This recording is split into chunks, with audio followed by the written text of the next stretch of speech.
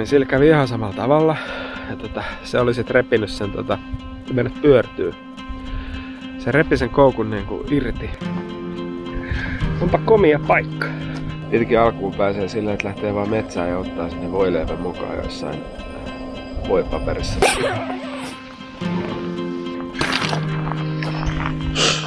Älä osta sinä semmoista. Nimittäin kunnon kanoottimies viilaa grammoja ylöspäin eikä alaspäin. Kauhea into päällä.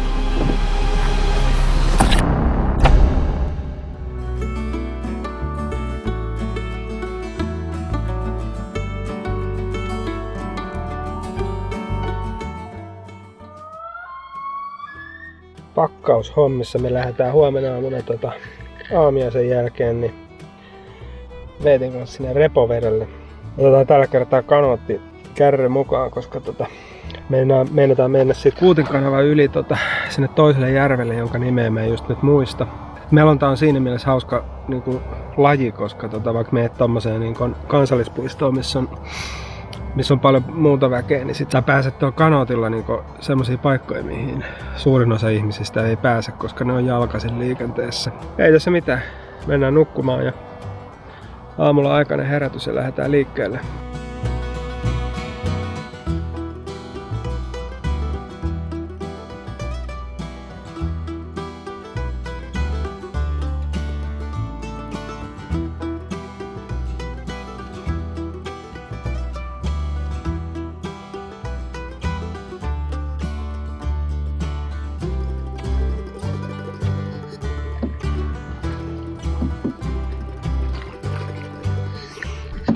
Jes, päästiin vauhtiin. Lähettiin pari minuuttia sitten tosta rannasta ja hyvät fiilikset. Täällä on ihan kiva ilma. Kauhea into päällä. Veeti on kova meloja. Tässä oli se riippusilta, joka romahti silloin. Ei se ollut viime kesä vai oliko se? Oliko oli 2018 keväällä? Tähän pitäisi tulla uusi riippusilta, mutta joka on syksyllä valmis, mutta eihän tässä ole yhtään mitään vielä. Kai se sieltä sitten tulee jossain vaiheessa. Tuolla vaan nyt niin muistuttaa siitä vanhasta riippusillasta tommoset kaiteet, mikä estää ihmisiä sitten kävelemästä vanhasta muistista tosta kalliolta alas. Tästä me vedellään ensi alkuun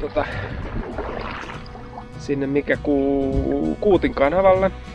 Me otetaan siinä todennäköisesti lounas, ihan jotain pussiruokaa tosta vaan päästään tiskaamatta ja siitä me otetaan kanootti kuivalle maalle ja vedetään se siihen seuraavaan järveen ja kun mä en nyt muista sitä seuraavan järven nimeä, niin palataan siihen sitten myöhemmin. Lähestytään Kuutinlahteen. Tossa on kalliomaalaukset ainakin retkikartan mukaan tossa. Ihan vähän matkan päässä käydään tsiikailemaan niitä ja tuolla näkee mun lempilintu eli kuikka. Taas vaihteeksi. No niin, ollaan tässä aika jykevän kallion juurella. Läpäs vetässä sinne seinään meitä. Ota kiinni ja... No... Täällä pitäisi olla kalliomaalauksia, mutta ne on aika usein semmosia sutturoita nykypäivänä, että niistä ei kyllä paljon ota selvää. Sano hep jos näet. Tuolla on joku tommonen kyltti. Tuolla vähän matkan päässä pitäisi tsekkailemaan mitä siinä lukee. Siinä on jotain infoa. Ui! Siinä kuulee lukea Lopposen luola. Kyllä mä suosittelen tulla käymään Lopposen luolalla, jos liikut täällä päin. Tosin mä veikkaan, että tää on paljon vaikuttavampi tästä vedenpinnasta kuin tuolta maalta. Kuutinlahdelle piti mennä, mutta me löydettiin niin upea paikka tässä. Mä laittaa tähän vaikka karttalinkin, mutta jäädäänkin vähän ennen Kuutinlahtea tai sitä Kuutinkanavaa, niin tekee vähän lounasta. Todella upea paikka. Tällainen niemen kärki. Mutta tänne sais 10 telttaa pystyy. Tää täytyy laittaa korvan taakse jossain ollaan pidempi aika joskus. Lounaksi vedetään tämmöset helpot Leaderin pussiruuat paellaan. Tänne laitetaan vaan vedet sekaan ja odotetaan 15 minuuttia. Ei tarvitse tiskata. Huljuttaa vaan lusikan tuo jorpakossa ja matka jatkuu.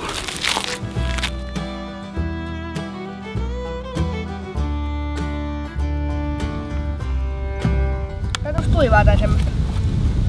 Vähän mössää. Niin. Mä ehdotan, että mennään sinne meidän saareen. Sitten pistetään leiri pystyyn. Niin. Ja sitten meillä on hyvä aikaa lähteä kalaan. Kanotilla.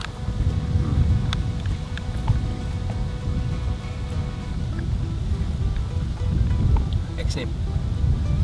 Niin. Joo.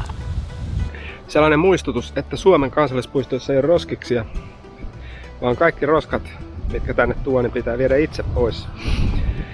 Ja täällä ei myöskään ole tulenteko sallittu muualla kuin ihan virallisilla tulipaikoilla. Tässä on esimerkiksi ihan eeppinen tämmönen tulipaikka, mutta niin kuin tuossa kyltissä sanotaan, niin tähän ei saa tehdä tulta. Varmaan tää trangi ja pehinen kuuluu sinne, kauhea meteli, mutta kahvikeitosta mä tykkään käyttää Aeropressia. Ihan senkin takia, että siitä tulee vaan niin hyvää kahvia. Plus se on helppo. Plus ei tuu roskaa. Eli tänne purtiloon laitetaan. Metsässä sinne laitetaan vaan vähän summan mutikassa kourallinen kahvi. Kotona jotkut hitistelee sillä, mutta mä en oo kyllä siihen koskaan lähtenyt. Tän on tarkoitus olla niin helppo.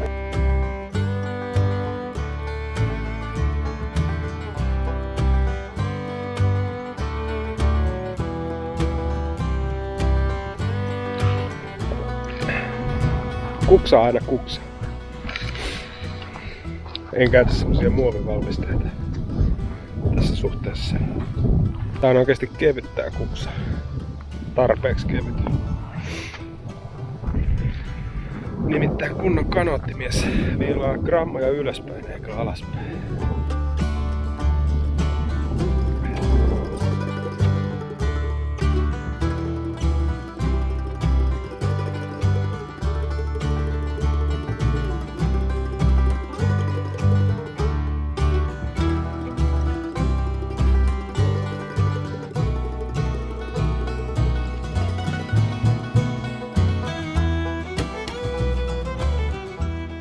No niin, kanootti on taas kärryssä ja vaihdetaan järveen. Mä näytän täältä mestat. Tultiin tosiaan täältä Lapisalmelta. Pyörittiin täältä, me kierrettiin Patasaari täältä Kuutinlahteen. Nyt me ollaan tässä Kuutin kanavassa. Siinä on 200 metriä kantoa. Sitten lähdetään sieltä laiturista ja mennään tänne. Oliko äsken siirtynä vähän kärsimyksen tie? Ostin tommosen Bilteeman kanoottikärryjä. Älä osta sinä semmoista. Mäkin käyn ostaa paremmaa.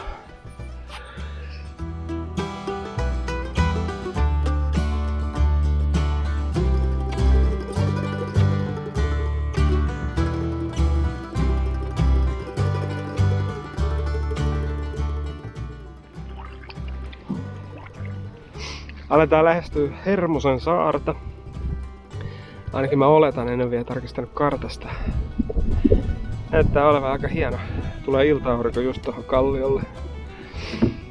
Ja sit jos tästä kun kattelee, niin ihan kuin olisi rakennettu vähän jotain kyhätty tämmöstä nuotiopaikkaa tai kuitenkin tämmösiä penkkejä ja näin poispäin. Niin saattaa olla aika hieno paikka yöpyä. Mennään lähemmäksi kattelee.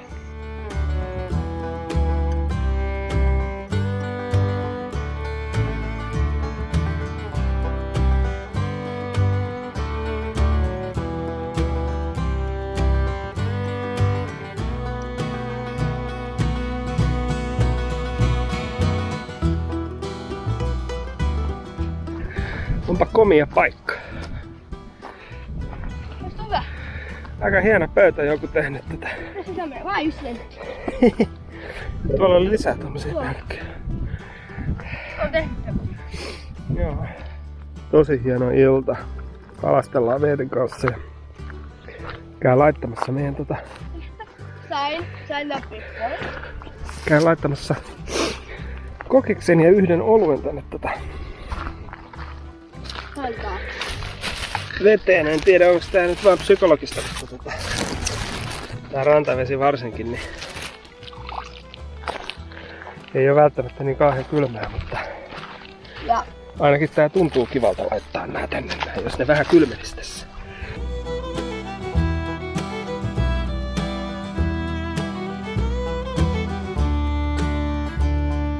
Tässä on nyt iltapuuhat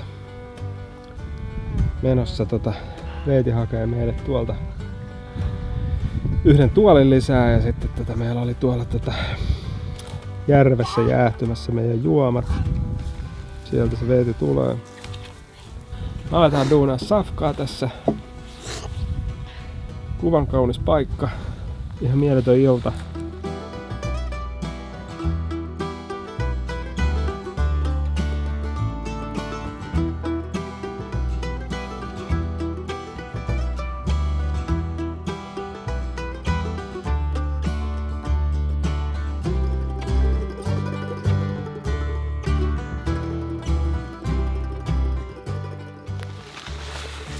Täällä vähän iltapalaa.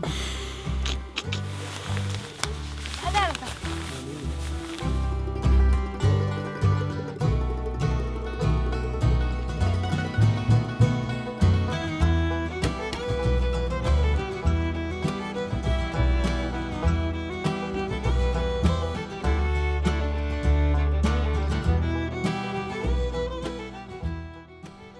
Popparit ilta-auringossa vuorossa. Syötiin äsken hyvät ruuat. Oli halloumi tortillat ja popparit tässä nassuu vielä ja mennään pesee hampaita ja telttaan köllimään sinne. Ja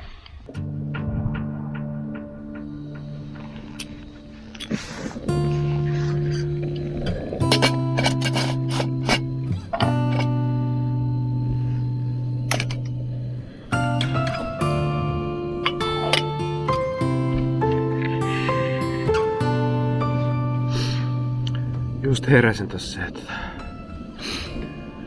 en meinannut ensin saada unta. Valittiin telttapaikaksi vähän tommonen kaltava pinta ja mä olin jatkuvasti siellä vähän siellä jalkopäässä mun makuupussini kanssa. Ja pienikin asia, niin saattaa tehdä unista vähän heikkoa.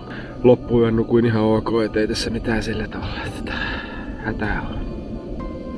Mut tuli taas vaan kerran mieleen, että periaatteessa nämä riippumatot on kyllä. Ne toimii maastossa kuin maastossa. Vois melkein tässä ollaan päivittämässä nimittäin telttaa. Toi vanha teltta on palvellut tässä mä ostin sen johonkin skootteriajoihin ehkä 15 vuotta sitten ja se on ollut aika kovassa käytössä ja nyt siinä alkaa olemaan ne tunnelit vai mitkä ne on, mihin työnnetään se semmonen keppi tai 2 keppiä.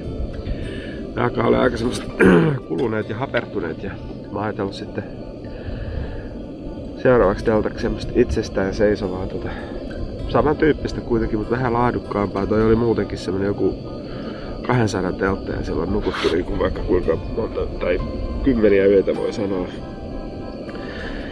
Yhden absidin vetoketju on rikki ja sit siinä on yksi reikä, minkä mä oon paikannut ja kyllä se alkaa olla tiensä päässä. Mut kuitenkin mua kiinnostaisi toi riippumattoilu niin kuin ympärivuotisesti enemmän, koska telttapaikan etsiminen silleen, että se on oikeasti tasainen ja ei ole mitään juuria eikä kaltevuutta, niin se ei ole mitään ihan helppoa. Sitten kuitenkin kun ei haluaisi niin sitäkään, että se telttapaikka niin määrittää sen, mihin sä jäät yöksi. Riippumatto on siitä hyvä, jos ei oo tuo ihan pohjoisessa, missä ei ole puita. Sä saat sen pystyä ihan mennä vaan. Sä saat sen niinku joka paikkaan kauneimmalle paikalle. Ja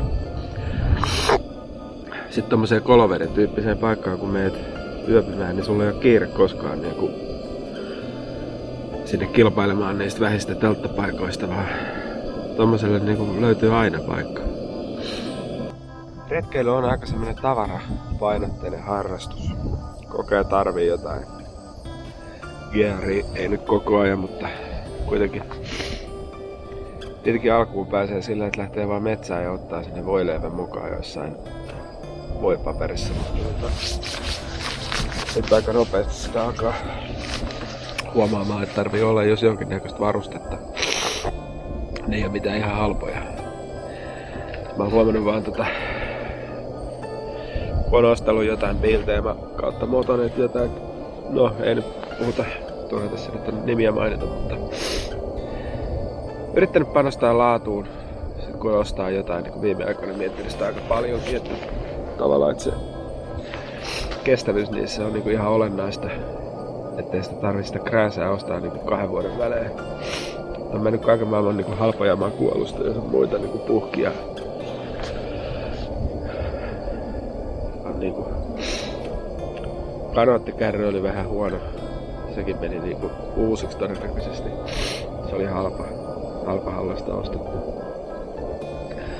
Ja ostais niinku kerralla kunnollista ja sit tosiaan sellaista, että se niinku ihan oikeesti kestäis niinku, ei nyt elämän loppuun asti, mutta kuitenkin niinku vähän pidempään kuin 2 vuotta. Onneksi nykyään on Facebookissa noita retkeilytarvikekirppiksiä. Siellä näyttää liikkuvan kamaa aika hyvin. Mä itekin sieltä jotain ostin jonkun repun sun muuta, mutta sit niissä käy yleensä aina silleen, kun sä huomaat jonkun hyvähintaisen kamppeen, niin se on mennyt aikoja sitten. Se pitäisi päästä heti siihen niin kiinni. Mut kun mun feediin ei ainakaan silleen jotenkin, saako sinne joku hälytyskellon, että aina kun tulee jollain tietyllä hakusanalla jotain niin myyntiin, niin sitten alkaisi puhelin pirisemään tai jotain. Ehkä sinne täytyy tutkia. Keittelen just kahvia ja Veeti nukkuu tuo vielä. Veeti rupesi eilen puhumaan, kun mä ehdotin itse sille ja kysyin, että miltä se tuntuisi partio, niin se oli vähän silleen, että no vois mua kiinnostaakin. Veetillä on silleen vähän erityisiä tarpeita vaan. Täytyisi löytää vaan jostain oikeanlainen ryhmä, oikeanlainen partion porukka.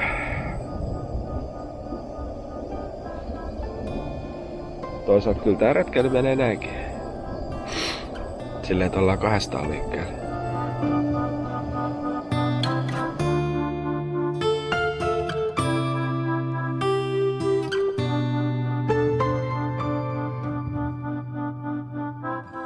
Pikkasen semmoista niinku pitkästä aikaa, semmoista flunssan poikasta näyttää tätä, tai tuntuu, että olisi vähän nokka vuotaa.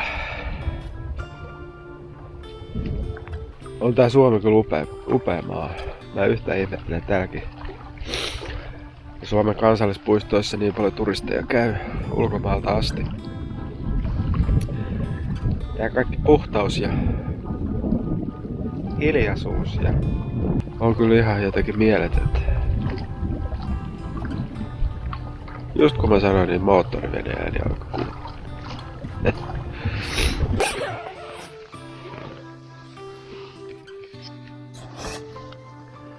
Herätys. Nukuit sä hyvin? Nukuin.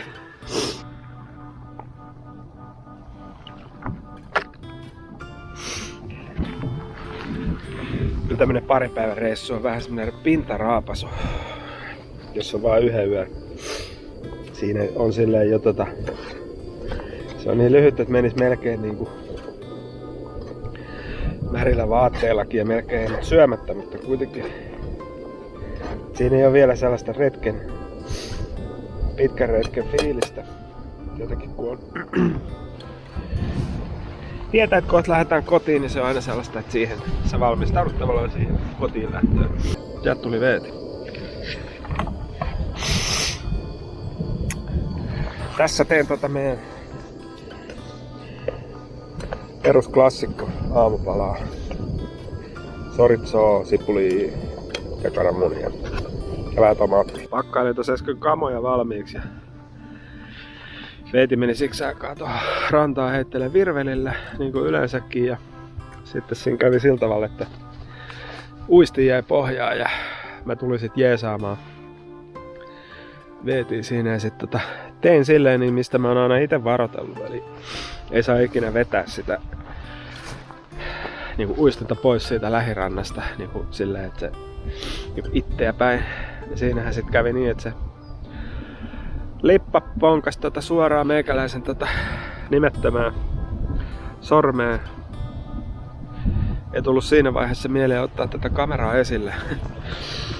Mutta tosiaan meni ihan kunnolla sormeen sisälle ja mä olin just kattonut jonkun semmosen melontavideon, semmonen joku jenkkityyppi, mä en nyt muista mikä se on, niin sillä kävi ihan samalla tavalla. Ja se oli sit repinyt sen ja mennyt pyörtyy. Se repi sen koukun niinku irti. Niinhän ei saa koskaan tehdä, kyllä mä sen muutakin tiesin, että ei niin saa tehdä. Ja pieni se semmonen kolmihaarakoukku, niin pihdit ei mahtunut sinne. Kun siinähän pitää vetää sitten tavallaan se, tietenkin se koukku sit ihan läpi uudestaan. Silleen, että se tulee ulos sieltä sormesta, koska takaisinpäin sitä ei pysty sen väkäsen takia vetää. Vedin sen sitten pintaan sen koukun ja yritin pihdeellä katkaista sitä. Sen verran pieni koukku, että pihdit ei mahtunut sinne väliin, niin sitten Veetin kanssa vedettiin se koukku suoraksi ensin 2 pihdeellä. En tiedä miten olisi onnistunut yksin, kun oli vain 1 käsi käytössä. Ja sitten vaan koukku poikki ja ensiapulaukku oli siinä vieressä ja desinfiointiainetta ja laastari päälle ja matka jatkuu. Mutta hyvä opetus, hyvä opetus. Veetikin näki mitä siinä voi tapahtua. Onneksi se kävi mulle eikä Veetille. Ja onneksi ei meni poskeen tai silmään, onneksi meni vaan sormeen.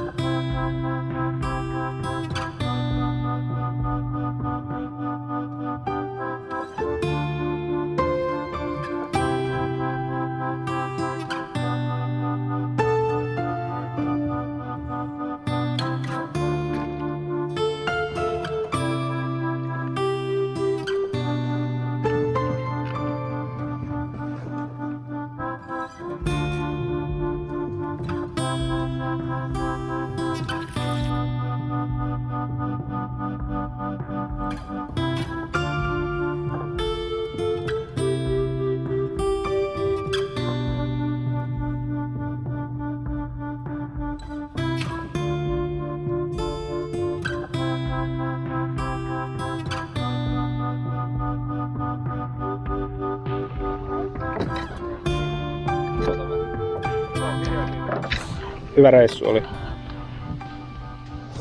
Milloin lähdetään uudestaan? En mä tiedä. Mahdollisimman nopeasti.